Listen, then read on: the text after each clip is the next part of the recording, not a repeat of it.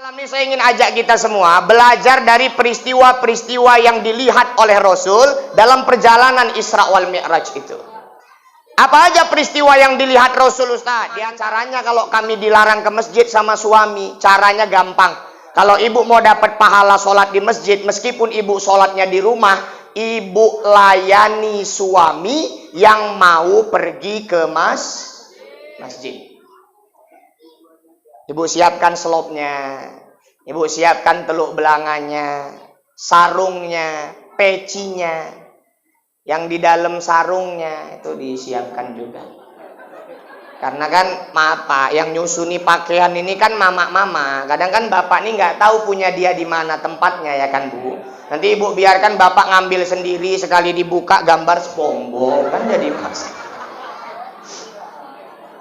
Bu, biarkan ngambil sendiri, dibuka mereknya Apple kan kasus.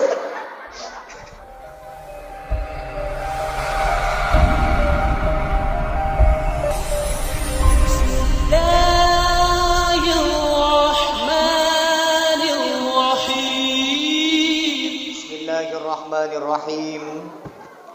Assalamualaikum warahmatullahi wabarakatuh.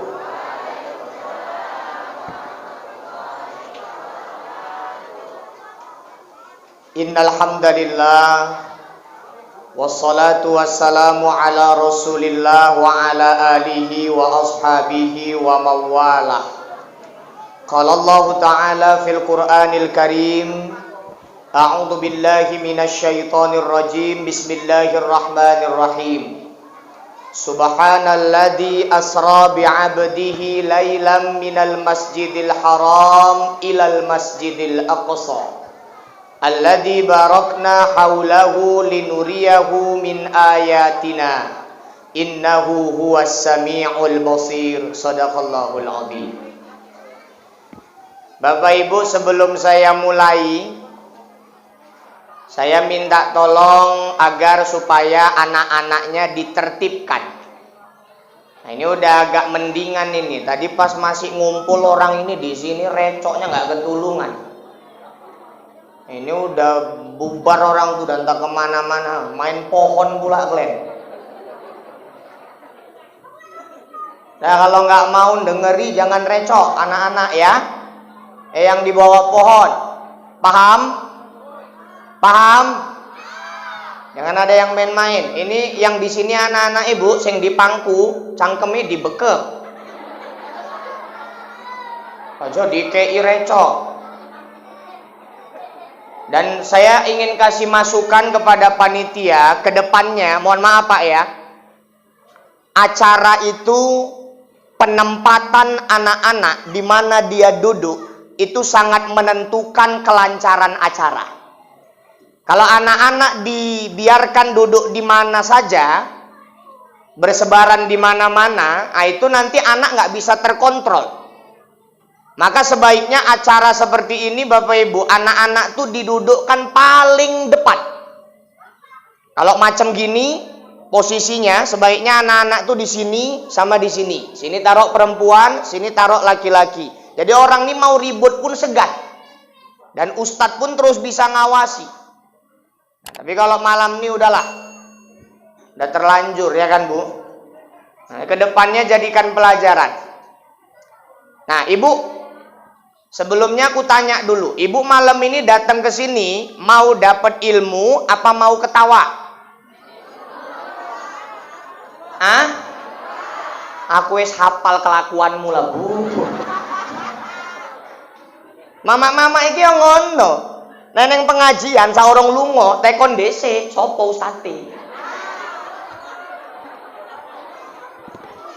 Nek lucu lunga, nek gak lucu ya gak lunga. Wis hafal aku Bu kelakuanmu lah. Aku palak kali. Pak, pernah lagi panitia nelpon, panitia tuh nelpon, sanggup dia bilang gini Bu, nggak ada malunya, sanggup dia bilang, Ustadz, nanti tolong ceramahnya yang lucu-lucu ya. Aku tak jawab, kau kalau mau lucu jangan ngundang aku. Sule kau undang Sule, kalau mau lucu. Makanya murnikan dulu niat ya Bapak Ibu, kita malam ini datang untuk dapat Ilmu. Seandainya pun nanti di tengah ceramah ibu terhibur, ada ketawa, yaitu bonusnya. Jangan tujuannya itu ketawanya. Setuju? Setuju, Bu? Yang terhormat Bapak Kepala Desa, Bapak Sugeng, Ketua FKSMM Al-Mukarram Ustadz Hendro SPDI, kemudian Bapak Ketua BKM, pemuka agama, pemuka masyarakat, bapak-bapak, ibu-ibu, orang-orang tua saya yang tidak dapat saya sebutkan satu persatu, dan yang kami banggakan anak-anak remaja, remaji masjid yang saya dengar baru dibentuk kembali, ya Bu ya. Sudah lama vakum dan ini baru dibentuk kembali, mudah-mudahan bisa istiqomah. Kemudian anak-anak yang Ustadz cintai, Ustadz banggakan, dan yang sangat saya muliakan dan kita muliakan, qari'ah kita. Saya setelah selesai baca Quran tadi baru sadar, ternyata qari'ah kita seorang yang Allah berikan keterbatasan dalam penglihatan, tapi ini harus kita jadikan motivasi, kita jadikan pelajaran, kita jadikan cambuk.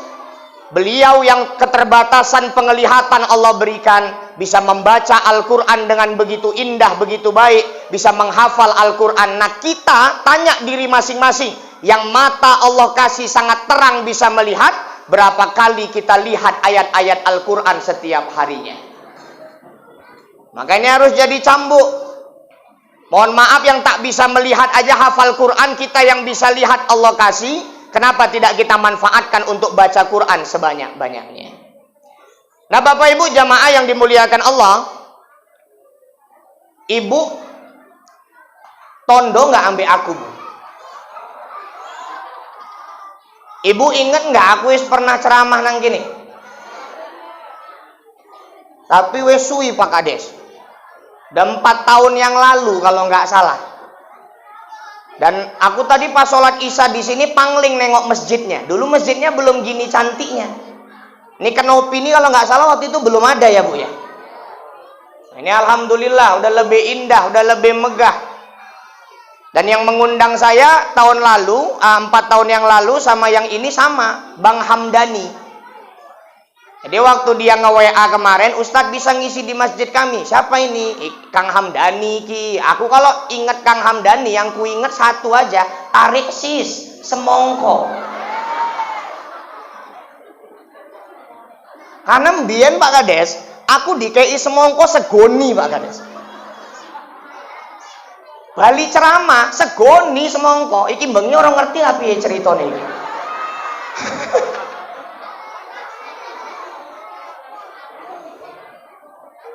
Jadi pas DN nge-WA Bu, langsung tak bilang, Mas, engko jo repot-repot ngei semongko, tak bilang ngono. DN bales, ya wis Ustaz, engko goni tak isi batu.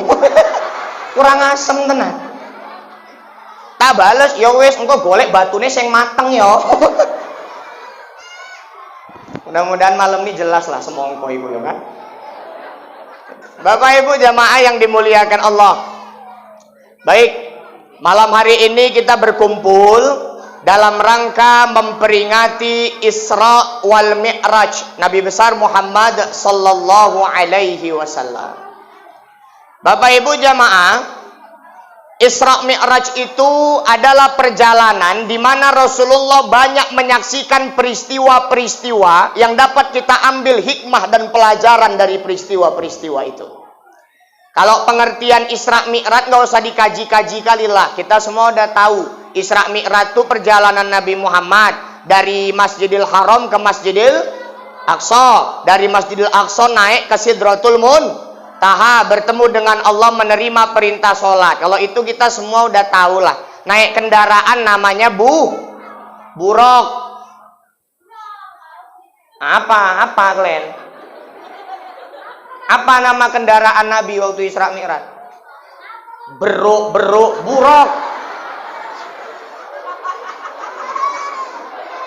Tak kapuk cangkemmu. Naik kendaraan namanya buruk, kecepatannya luar biasa. Buruk itu langkahnya sejauh batas mata memandang.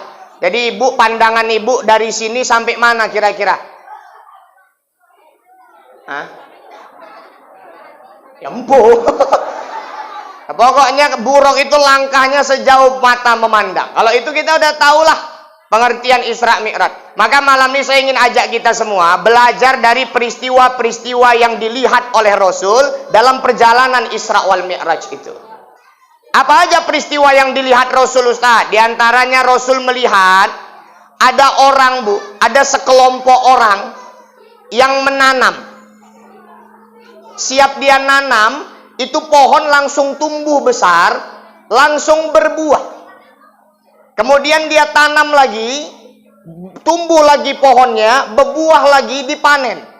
Nanam lagi, tumbuh lagi, berbuah lagi, panen. Nabi nanya sama Jibril, Jibril, itu orang kok enak kali hidupnya. Dia nanam, gak lama langsung tumbuh, gak lama langsung berbuah, langsung panen, gitu seterusnya. Itu orang kok enak kali. Siapa dia? Kata Jibril, Muhammad, itulah gambaran umatmu yang di dunia rajin bersedekah. Ya, orang bersedekah di dunia, nanti di akhirat gitu, panen aja kerjanya. Maka Pak Kades buat grup D, Gerakan Umat Peduli Desa, itu untuk memberi kesempatan ibu bersedekah, menabung pahala sebanyak-banyaknya. Cuman ibu-ibu jamaah yang dimuliakan Allah, ini saya kasih tahu, Bu.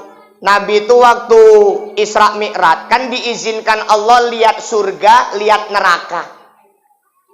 Di pintu surga, Rasul tengok ada tulisan, sedekah dilipat gandakan 10 kali lipat. Sedangkan ngutangin orang, itu ngutangin orang dilipat gandakan 18 kali lipat. Sedekah dilipat gandakan 10.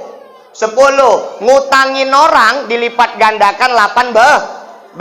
Banyakan mana? Banyakan mana pahalanya sedekah sama ngutangin orang? Rupanya banyakan pahala ngutangin orang daripada pahala sedekah. Apa alasannya, Ustadz? Ternyata orang yang kita kasih sedekah belum tentu dia benar-benar butuh. Contoh, ibu pernah nggak ngasih uang ke pengemis? Pernah. Ibu pernah nggak nonton berita ada pengemis punya rumah gedong? Ada pengemis punya mobil? Ada pengemis penghasilannya jutaan per hari? Yang kita kasih sedekah belum tentu dia butuh. Tapi kalau orang ngutang, dia nggak akan ngutang kalau nggak betul-betul butuh. Nggak eneng wong ngutang itu karena iseng-iseng itu nggak eneng. Aku kok suntu, ngapain enaknya ya? Ngutang lah, aku nggak ada. Orang ngutang tuh karena butuh, nggak ada karena iseng-iseng. Karena suntu tuh nggak ada. Jadi mengeluarkan harta yang lebih baik itu adalah memudahkan urusan orang lain. Jadi ternyata ngutangin orang tuh lebih besar pahalanya. Karena apa? Karena tantangannya juga lebih berat. Ngutangin orang tuh, Bu, tantangannya lebih berat, Bu. Kenapa tantangannya lebih berat? Kadang-kadang sing ngiling nggak duwe utang. Pas kita mau nagih, macam kita yang mau ngutang, kan ngono kan? Pengalaman kan?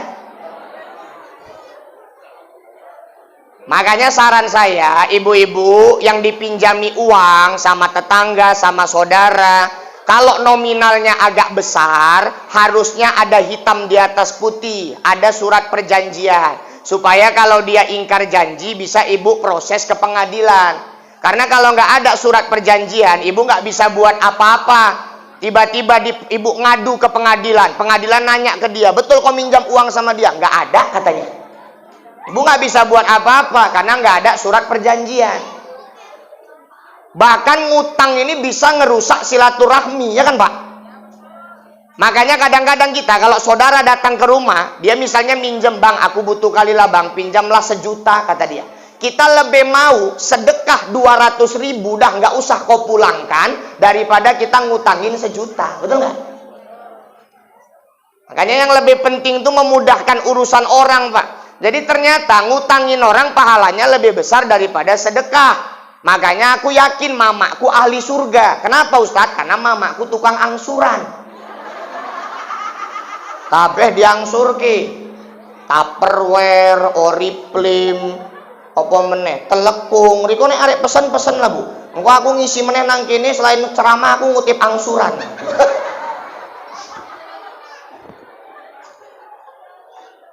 Jadi itu perumpamaan orang sedekah. Dia nanam, langsung tumbuh, langsung berbuah. Itulah orang sedekah. Maka ibu Allah kasih rezeki, Allah kasih harta, ibu manfaatkan untuk menjadi jembatan nyebrang ke surga. Ibu-ibu jamaah yang dimuliakan Allah. Allah berfirman dalam surah At-Taubah ayat 103. Khudh min amwalihim shadaqatan tutahhiruhum wa tuzakkihim biha wa shalli alaihim. Allah berfirman kepada Nabi Muhammad, Muhammad, ambillah sedekah dari harta mereka, tutahhiruhum. Maka sedekah itu akan mensucikan harta mereka. Sedekah itu bisa membersihkan harta. Iki pecicilan tenan iki. Jago ngene opo? Kok anyang-anyangan? Lasak tenan. Bu, kata Allah, sedekah itu akan mensucikan harta kita. Karena tanpa kita sadari, kadang-kadang harta yang kita punya itu ada harta-harta kotor. Ada harta-harta syubhat, ada harta-harta haram. Tanpa kita sadari, maka sedekah membersihkan harta kita. Watu zakihim akan mensucikan jiwa. Jadi sedekah itu, Bu, bisa membersihkan hati. Orang kalau udah hatinya bersih, kelakuannya baik. Maka orang yang rajin sedekah, tingkah lakunya pasti baik. Kemudian apalagi keutamaannya? Wasolli alaihim. Kata Allah kepada Nabi Muhammad, doakanlah mereka orang-orang yang bersedekah itu. Jadi orang yang rajin bersedekah didoakan langsung sama Nabi Muhammad. Maka jangan pelit-pelit sama harta. Kemudian apalagi Ustaz? Bapak Ibu jamaah, kita tahu peristiwa Isra wal Mi'raj itu dari Masjidil Haram ke Masjidil Aqsa, dari masjid ke masjid, bukan dari rumah ke rumah, bukan dari kantor ke kantor, bukan dari ladang ke ladang, tapi dari masjid ke masjid. Ini menunjukkan bahwa masjid ini sangat penting dalam Islam. Masjid ini sentral, pusat kegiatan umat. Maka Allah tekankan, cara ciri-ciri orang yang beriman adalah orang yang memakmurkan masjid. Maka ibu suami ini, ibu dorong untuk ke masjid. Ibu kasih semangat untuk dia rajin sholat ke masjid. Anak-anak lajang ibu juga gitu. Ibu memang lebih bagus sholat di rumah daripada di masjid, ya kan Bu? Apalagi kalau suami ngelarang ibu ke masjid, ibu nggak boleh ke masjid. Padahal sholat di masjid itu pahalanya luar biasa. Ustadz, kami kan pengen juga Ustadz dapat keutamaan sholat di masjid. Jadi gimana caranya kalau kami dilarang ke masjid sama suami? Caranya gampang. Kalau ibu mau dapat pahala sholat di masjid, meskipun ibu sholatnya di rumah, ibu layani suami yang mau pergi ke masjid. Ibu siapkan selopnya, ibu siapkan teluk belanganya, sarungnya, pecinya, yang di dalam sarungnya itu disiapkan juga. Karena kan Pak, yang nyusuni pakaian ini kan mama-mama. Kadang kan bapak ini nggak tahu punya dia di mana tempatnya, ya kan Bu. Nanti ibu biarkan bapak ngambil sendiri, sekali dibuka gambar SpongeBob, kan jadi masalah. Bu biarkan ngambil sendiri, dibuka mereknya Apple, kan kasus.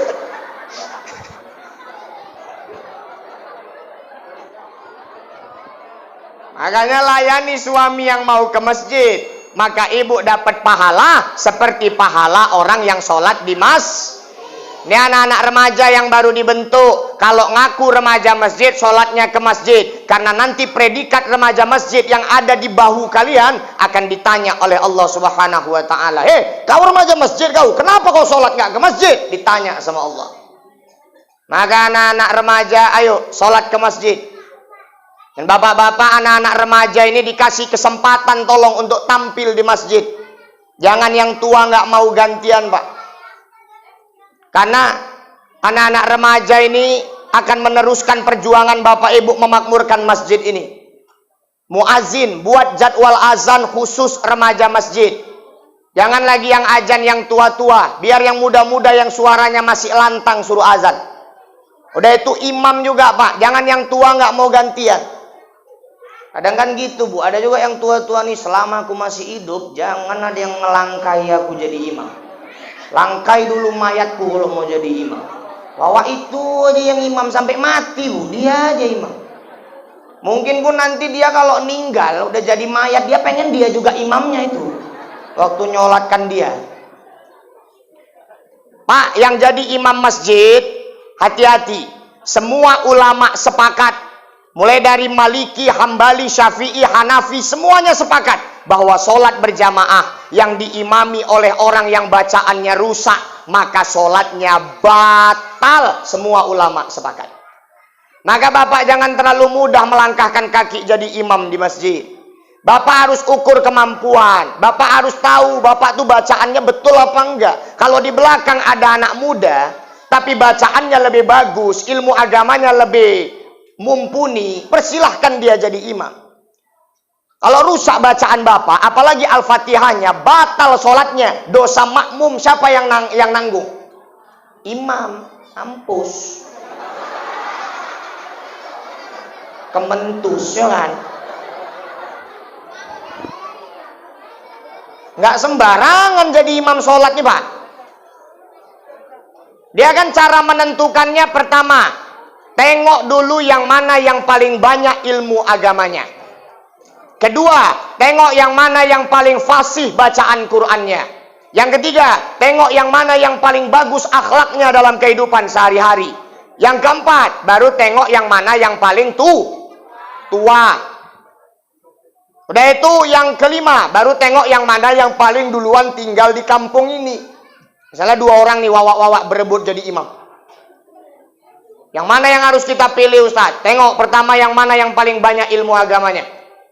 Ustadz, ini ilmu agamanya sama banyaknya Ustadz. Tengok yang mana yang paling bagus bacaan Qur'annya.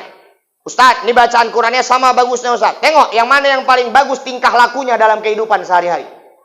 Ustadz, ini sama-sama bagus akhlaknya Ustadz. Tengok yang mana yang paling tua. Nah, ini yang jadi masalah Ustadz. Sebaya nih Ustadz, Upin Ipin nih Ustadz, tuanya pun sama. Baru yang terakhir, tengok yang mana yang paling duluan tinggal di kampung itu. Nah, ini yang jadi masalah Ustadz. Orang ini pun pindahnya sama-sama waktu itu Ustadz. Udah shoot aja shoot. Siapa menang dia jadi imam. Jangan sampai Bapak Ibu, nanti anak-anak ini meninggal, orang tua ini meninggal, nggak ada yang bisa gantikan jadi imam, karena yang lain nggak biasa. Karena jadi imam sholat ini bukan persoalan ilmu aja, mental juga. Dan kalau nggak pernah maju, mental ini lemah, nggak berani, walaupun ilmunya banyak. Maka harus dikasih kesempatan.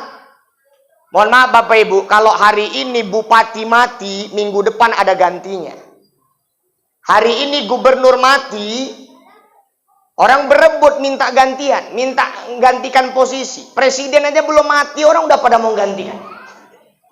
Tapi kalau imam masjid mati, ulama mati, ustadz mati, Bilal mayat mati, 10 tahun ke depan belum tentu jumpa gantinya. Betul nggak?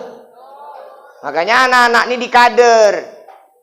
Nanti kakek yang biasa jadi imam udah ninggal. Yang lain nggak ada yang pernah-pernah. Terakhir orang ini nggak ada yang berani maju. Sorong-sorongan. Nah, kok maju cepat. Kaulah, nggak usah banyakan mulut. Oh, kalau berani. Aku sebetulnya berani, tapi aku nggak bisa. Ya, aku bisa sih, tapi aku nggak berani. Orang ini mau sholat maghrib betekaknya sampai azan isya. Terakhir nekat lah satu, yang maju nih yang nggak bisa tapi berani, modal nekat aja. Udah akulah yang maju. Nanti kalau salah kau betuli ya, udah aman, maju lah dia. Allahu Akbar, Bismillahirrahmanirrahim. Al-Fatihahnya lulus lah. Surah pendek dia milih Inna Anzalna. Bismillahirrahmanirrahim. Inna Anzalnahu fi Lailatul Qadr. Belakang nyaut, Lailatil. Oh, Lailatil. Wa ma adraka ma lailatul qadar. Lailatul. Oh, yang mananya yang betul? Aku lelatil kok lelatul. Aku lelatul kok lelatil. Gaduh cuman gara-gara tul sama til.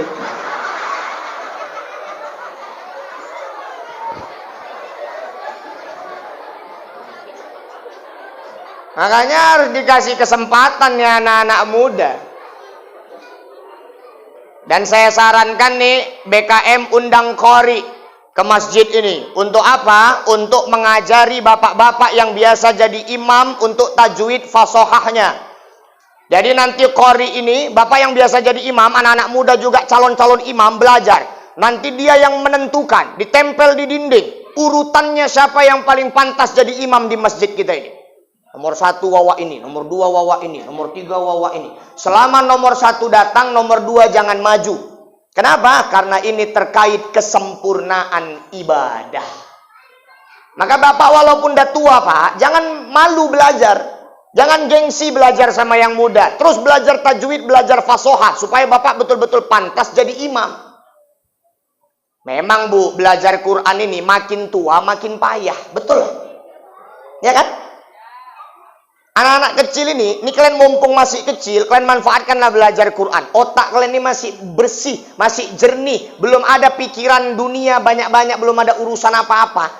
Fokus belajar Quran. Enak. Tapi kalau nenek-nenek belajar Quran, payah bu, ya kan? Kuping udah budek, mata udah kabur. Diajari, nek, ikutin nek. Innahu kana tawwaba. Yo nek, ikutin nek. Innahu kawat tembaga. Payah udah. Karena otak kita ini makin tua makin lemah. Makanya mumpung masih kecil, belajar Quran baik-baik. Maka Bapak Ibu jamaah yang dimuliakan Allah, ayo Isra Mi'raj dari masjid ke masjid. Ini pesan bahwa kita harus memakmurkan masjid-masjid Allah. Kemudian apalagi peristiwa yang Rasul lihat waktu Isra wal Mi'raj. Nah ini Bapak Ibu. Waktu Isra Mi'raj, Nabi Muhammad ini kan naik buruk kencang nih. Tiba-tiba dari sebelah kanan Nabi Muhammad mendengar ada suara. Muhammad, pelan-pelan. Tapi Nabi Muhammad nggak open pak. Terus berjalan. Gak berapa lama dari sebelah kiri ada yang manggil, Muhammad, pelan-pelan. Tapi Nabi Muhammad gak peduli, terus berjalan. Terakhir Nabi Muhammad ketemu pak sama seorang nenek-nenek tua bu. Ya nenek-nenek ya tua, soalnya nenek-nenek no. Ketemu nenek-nenek tua memang, tapi cantik.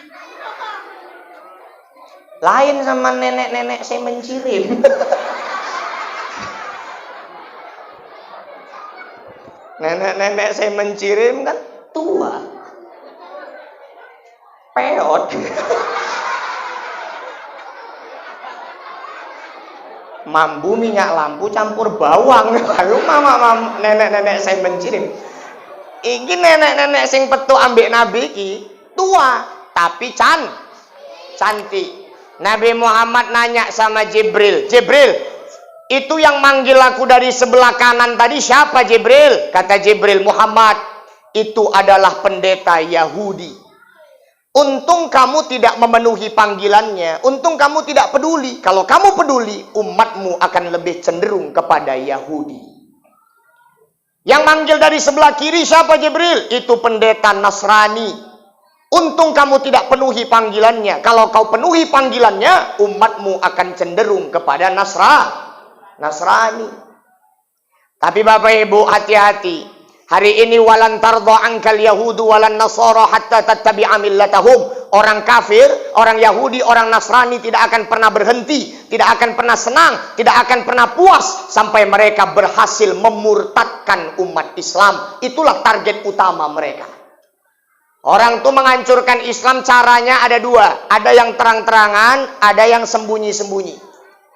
Yang terang-terangan, tengok Israel laknatullah alaih. Mereka lah yang menghancurkan Islam terang-terangan.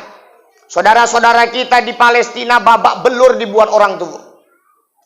Saya pernah terima video di WA. Nenek ngerti WA nih? Ambulan katruk. Saya pernah terima video di WA, WhatsApp bu. Itu video pembantaian Israel kepada pemuda-pemuda di Palestina, Pak. Jadi videonya itu begini.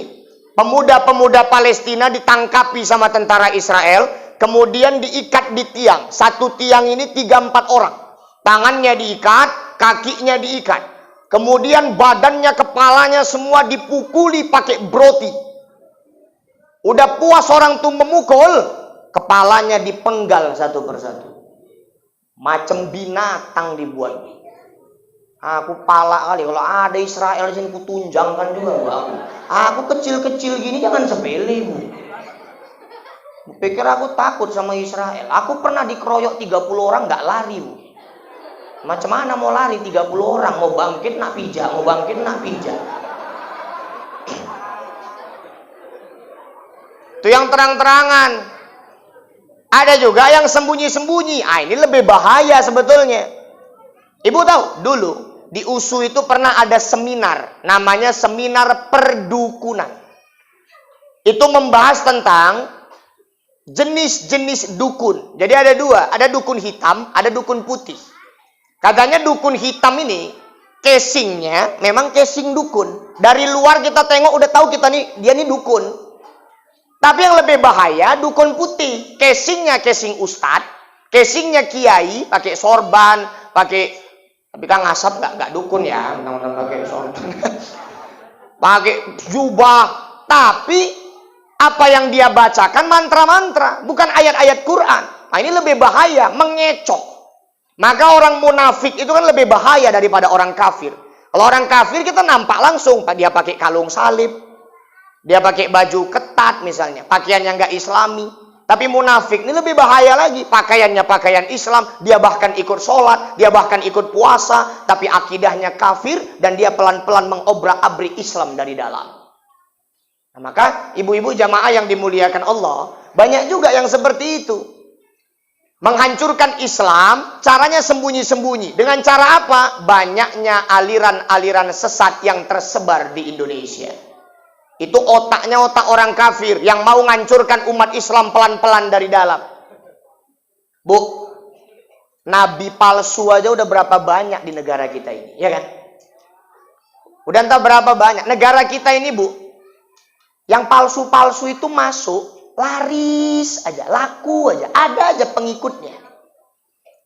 Dulu pernah ada orang namanya Ahmad Musoddek, mengaku sebagai nabi. Kemudian di daerah Jawa, Brebes, ada agama baru, nama agamanya Jasun, Pak. Jawa Sunda. Dan nama nabinya, ibu dengar nama nabinya aja nggak selera lah, Bu. Nama nabinya Tugimin. Tenan nih, tenan. Loh, agamanya namanya Jasun, Jawa Sunda. Nama nabinya Tugimin. Ini waktu Gimin ini Bu ya, jangankan jadi nabi, jadi ustadz aja lucu. Bapak ibu jamaah sekalian, acara selanjutnya ceramah yang akan disampaikan oleh al ustadz Tugimin. Kan nggak enak kan? Ini mau jadi nabi, kan yang waktu Gimin nang gini, nggak enak kan? Dia omong nyo, jadi nabi kok deh. Dan mereka sholawatnya beda Pak. Mereka sholawatnya diganti karena nabinya Tugimin. Mereka sholawatnya Allahumma sholli ala Sayyidina Tugimin wa ala ali Sayyidina Tugimin. Iya Bu. Makanya yang nggak enak mamak-mamaknya kalau marhaban, sallallahu ala Tugimin. Nggak enak kan Pak? Tugimin nggak ada jadi nabi Pak. Nabi palsu pernah ada. Malaikat palsu pun pernah ada di negara kita. Dulu ada orang namanya Lia Eden. Pernah dengar Ibu? Lia Eden ini mengaku sebagai malaikat Jibril. Ngaku sebagai malaikat Jibril, Bu. Terakhir ditangkap polisi, di penjara 2 tahun. Itulah patennya polisi kita. Jangankan maling, Jibril pun kena tangkap. Aku takut lama-lama Ijroil pun ketangkep ini Pak Kades. Sempat Ijroil ketangkap, pemberitaan di TV semua. Bapak Ibu pemirsa dimanapun Anda berada, berita hari ini. Berhubung malaikat Ijroil sang pencabut nyawa telah ditangkap, maka mulai hari ini dan seterusnya pencabutan nyawa ditunda. Nenek-nenek nyaut, ore nggak jadi mati. Nenek-nenek.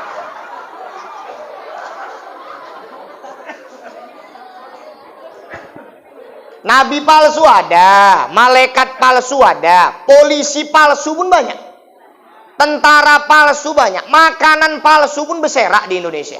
Dulu ada beras plastik, ingat nggak Ibu? Ada beras plastik, ada telur plastik. Makanan palsu banyak. Nggak usah jauh-jauh lah. Kalian nanti nih anak-anak nih, main-main kalian ke rumah nenek lebaran, banyak makanan palsu. Kalengnya kaleng biskuit, isinya kembang goyang. Makanan palsu. Nenek-nenek ini suka kali noko-nokoi anaknya, cucunya. Orang udah semangat-semangat, kok mantep nih kongguan. Sekali dibuka kue daki dah. Oh alah. Rengginang ya kan? Nabi palsu ada, malaikat palsu ada, polisi palsu, makanan palsu ada, alamat palsu pun ada. Ayu Ting Ting. Ayu Ting Ting, Bu. Nyanyi 5 menit cuma nunjukkan alamat palsu, 50 juta dibayar orang. Ustadz ceramah 1 jam cengap-cengap nunjukkan alamat surga nih Bu yang ditunjukkan. 50 juta prank.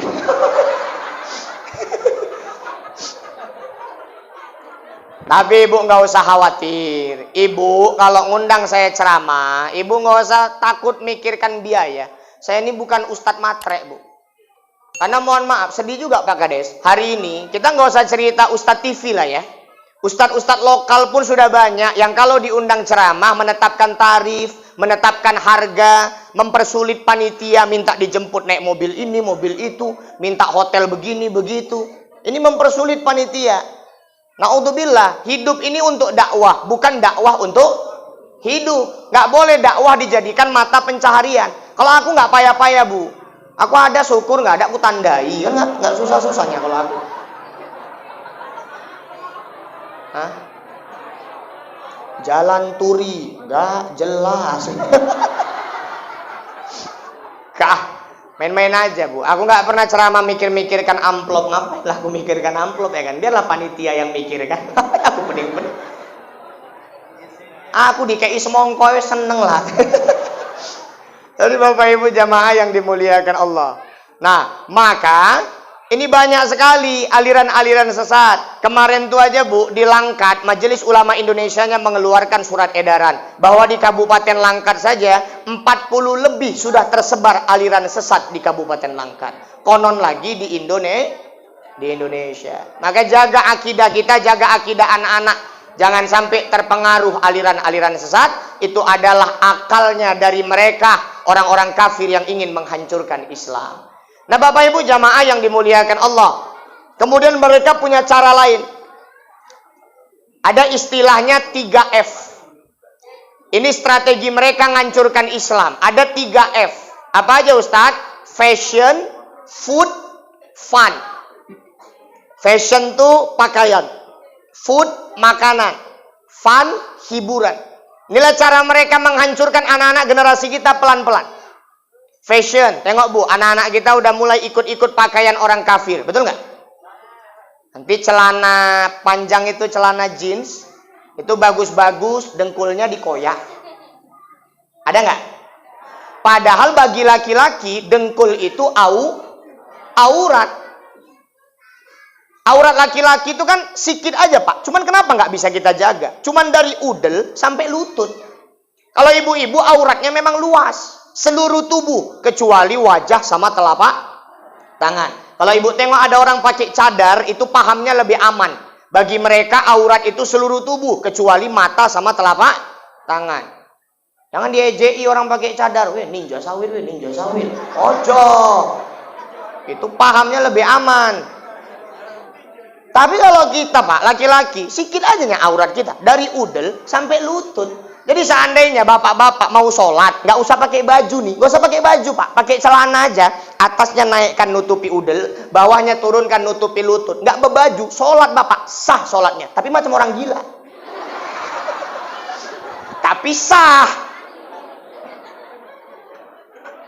Rambut nanti dicet-cet, ikut-ikut gaya orang kafir. Man tasyabbaha biqaumin fahuwa minhum. Siapa yang menyerupai suatu kaum, maka dia bagian dari kaum itu. Jadi kalau kita ikut gaya-gaya orang kafir, kita bisa termasuk orang kafir. Ini anak-anak gadis, ya kan Bu? Nanti pakaiannya ketat kulang ketat, masih berjilbab masih syukurlah. Kadang-kadang yang nggak berjilbab ini, pakaiannya luar biasa kali. Apalagi waktu itu masih musim-musim film India. Ini kan naik lagi film India ini. Aku suka nonton Kulfi. Ibu tahu Kulfi? Itu kan ceritanya gini, Bu. Membahas Kulfi. Dia kan anak yang terpisah lama sama orang tuanya. Nama ayahnya Sikandar, Bu.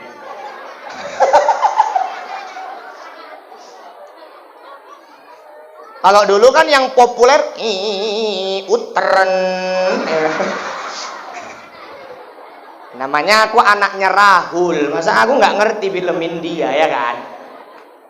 Kadang ikut-ikut film India pakaiannya. Nanti ke atas macet, ke bawah macet, udelnya nampak. Semua aurat ditunjukkan. Kalau orang India, artis-artis Bu, pakai pakaian kayak gitu tuh masih pantes. Kulitnya mulus, orangnya cantik. Iki wong sing mencirim. Nggak ada koyong hitam gadel bleget. Digaruk besisi.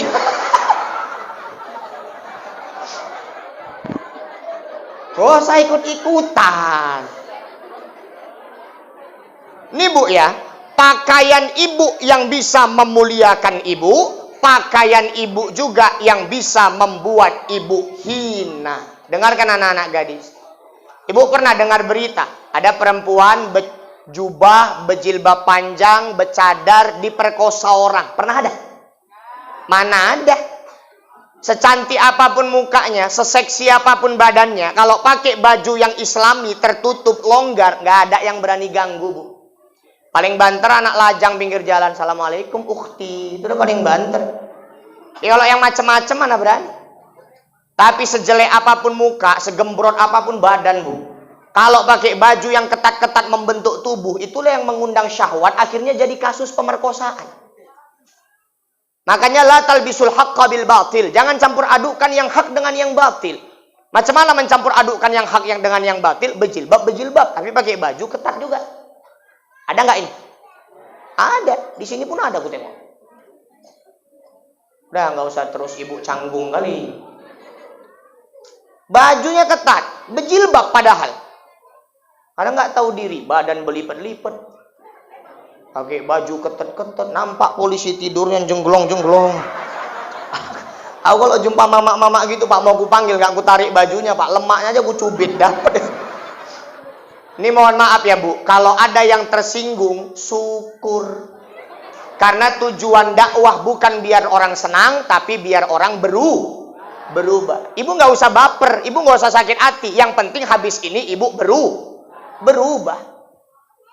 Mohon maaf, hari ini orang nunjukkan aurat. Nunjukkan aurat itu Bu, jangankan pakai alas, tanpa alas pun orang udah nggak malu-malu nunjukkan aurat. Bu, mohon maaf. Ibu, bagi ibu dada aurat nggak? Aurat. Bahkan itu aurat yang sangat fatal. Kadang-kadang ada ibu terbalik, pakai jilbab, kepala ditutup, tapi dada justru dibuka. Padahal aurat itu lebih fatal.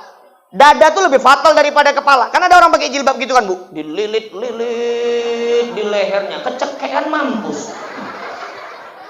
Kalau pakai jilbabnya gitu, kepalanya ketutup, tapi dadanya terbuka. Itu aurat lebih fatal.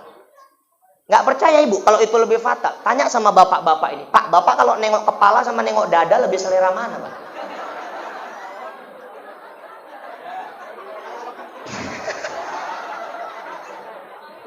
Terus ngaku aja lah, Pak.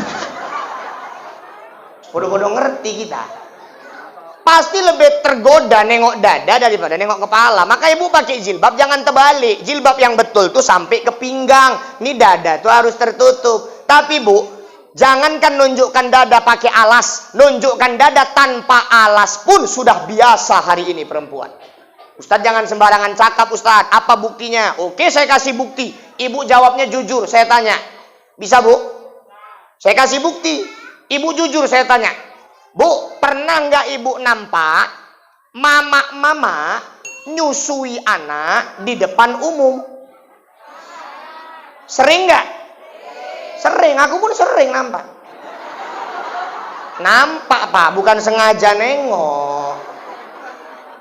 Ada yang nyusui anak di bawah pohon rambutan, kecokot semut dan kapok. Ada yang nyusui anak dalam angkot. Ini fatal kali nih bu. Fatal kali. Dalam angkot, rame penumpang. Dia nyusui anak. Di sampingnya ada anak lajang ngerokok. Ibu ini bilang, Dek, tolonglah Dek. Kalau merokok jangan di tempatnya. Ini si kecil terganggu katanya. Datang anak lajang ini nyaut. Ibu juga lah bu. Kalau menyusui di tempatnya. Si kecil saya juga terganggu. Loh. Aku njaluk izin iki. Amit, kalau ibu risih dengernya, amit. Tapi inilah kenyataannya, betul nggak? Jangankan di tempat yang seperti itu, Pak, Bu. Di pengajian aja ada mama-mama nyusui anaknya. Demi Allah, saya pernah ceramah di Berandan. Saya ceramah di sini, jamaah paling depan mama-mama. Pas depan mataku, Bu. Mama nyusui anaknya. Apa nggak Ustadznya melotot sepanjang ceramah ya? Astagfirullah. Kok seger ya?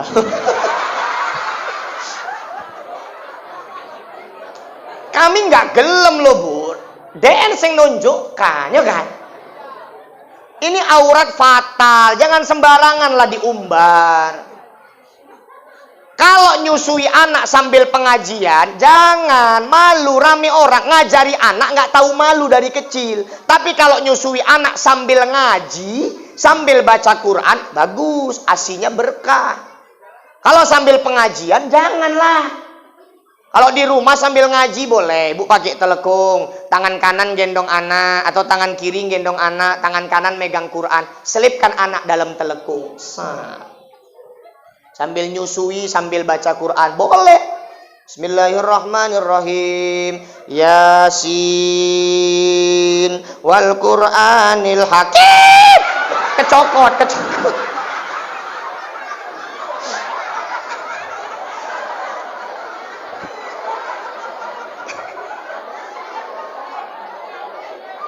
Jo sembarangan.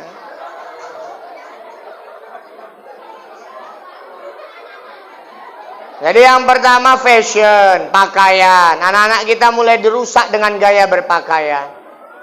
Yang kedua, food, makanan. Tengok anak-anak kita sekarang bu, makannya pengen makanan orang-orang barat. Ya kan? Fried chicken, hot dog. Ibu tahu hot dog? Hot dog tuh makanan bahasa Inggris. Hot artinya panas, dog artinya anjing. Nama makanannya anjing panas. Iku dipangan ambil anak yawa, cobalah. Kan geragas tenan. Pizza, bu. Dulu ibu kalau mau makan ayam, ibu ayam sendiri, nyembelih sendiri, baca bismillah sendiri, kualinya kuali sendiri. Kita sendiri menjamin bahwa ini pasti halal. Tapi kalau anak ibu beli KFC, beli CFC, beli Texas, yang nyembelih kita nggak tahu Islam apa enggak, baca bismillah atau tidak, kualinya entah bekas masa apa kita nggak tahu. Sementara kalau udah makanan haram masuk ke dalam perut, dia akan meracuni hati, dia akan melemahkan semangat ibadah. Maka anak-anak jangan sembarangan dikasih jajan. Maka Bapak Ibu jamaah yang dimuliakan Allah, kemarin tuh ada tersebar di video-video WA. Ada tersebar jajanan, saya nggak tahu namanya apa itu, warna hijau dia, yang dibuka, dituang, rupanya isinya ada logam-logamnya. Itu dimakan anak awak masuk ke dalam perut. Macam mana lambung anak awak? Macam mana ususnya?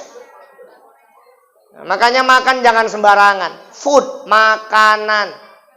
Kemudian yang ketiga, fun, hiburan. Itulah cara orang kafir ngancurkan umat Islam, dengan hiburan. Apa hiburan anak-anak kita sekarang, Bapak Ibu? Yang udah paling dekat, handphone. Ini iblis nih, Bu. Tapi jangan silap, handphone ini Allah ciptakan di muka bumi ini bisa jadi surga, juga bisa jadi neraka. Ini Kang Ashab, kemudian Bapak yang ngelola channel Mencirim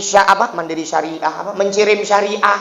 Dia gunakan handphonenya untuk merekam tausiah, merekam dakwah, disebar kemana-mana. Ini handphone jadi surga. Tapi kalau handphone kita pakai untuk nggak suka, nggak mau, gelai, jijik. Ya Allah ya Rabbi, lagi heboh itu.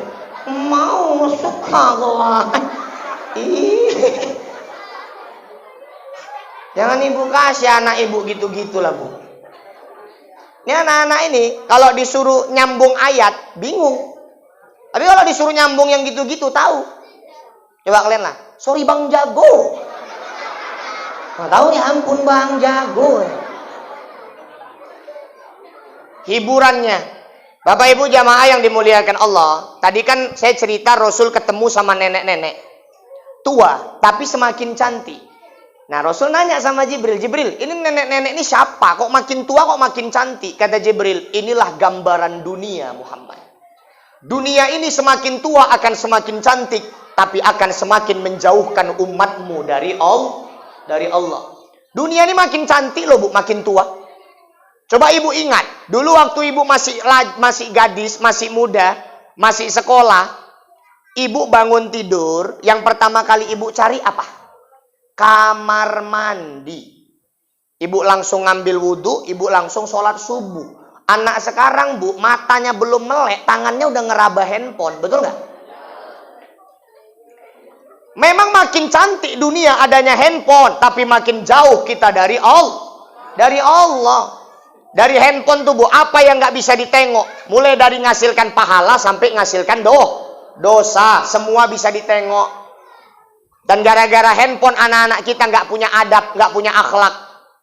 Apa contohnya? Dulu ibu, kalau orang tua ibu ngajak cakap, mukanya nggak ibu pandang, marah nggak orang tua? Marah. Hari ini coba aja cakap anak ibu lagi main HP, mulutnya nyaut, matanya ke handphone, nggak ada adab. Makin cantik dunia, tapi makin jauh orang dari Allah. Apalagi contohnya? Cak ibu ingat-ingat. Dulu, Bu, waktu ibu masih gadis, waktu ibu masih anak-anak lah, satu kampung itu yang punya TV paling cuma satu rumah, betul gak? Ibu mau nonton pun numpang ke rumah tetangga. Sekarang semua rumah udah ada TV, bahkan ada satu rumah TV-nya 3, TV-nya 4. Tapi semakin banyak TV, semakin banyak acara TV, justru semakin banyak acara yang menyesatkan, semakin banyak acara yang menghasilkan dosa. Memang acaranya sekarang ada juga yang bagus-bagus. Ada Mama Curhat Dong, ya kan? Ada Ustadz Maulana, iku Ustadz sing pecicilan iku jamaah, jamaah alhamdulillah musing dari pecicilan tenang. Tapi ilmu nenek, tetap nonton dia dapat pahala. Tapi nggak seimbang, Pak. Acara-acara gitu paling tahan setengah jam, 1 jam. Tapi kalau acara dangdut, MC-nya kerjanya apa? Nyeritai aib orang, ejek-ejekan. Pakaian penyanyinya nggak usah ditanya lah. Lebih banyak yang menghasilkan dosa daripada menghasilkan pahala. Maka Bapak Ibu jamaah yang dimuliakan Allah, makin cantik dunia, tapi makin jauh orang dari Allah. Dulu ibu waktu masih gadis, bapak waktu masih lajang, Pak. Bapak naik kereta Poswan. Tahu Poswan kan, Pak? Yang kalau di